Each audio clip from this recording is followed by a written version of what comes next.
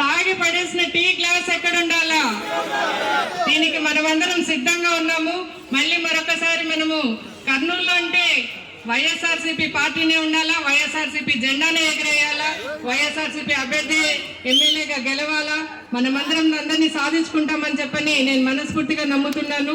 ఈరోజు మనకు 3 సంవత్సరాలుగా మేయర్గా ఉన్న బివై రామయ్యన్న గారు కర్నూలు పట్టడాన్ని మంచి సుందరీకరణ చేసినారు. మనం ఇక్కడ చూస్తున్న ఎదురుగానే కొండారెడ్డి బుర్జ్ ఉంది.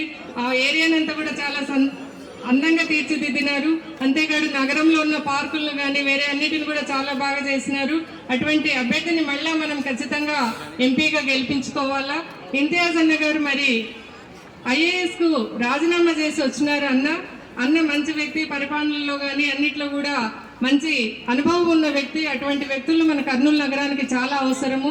ఎందుకంటే మన కర్నూలు నగరంలో యువతకు ఎటువంటి ఉపాధి అవకాశాలు చాలా తక్కువగా ఉన్నాయి కాబట్టి ఆ దిశగా మన యువకులందరూ కూడా ముందుకు వచ్చి అన్నను ఎమ్మెల్యే అభ్యర్థిగా గెలిపించుకుంటే మనకు మంచి స్కీములతో ప్రజలందరికీ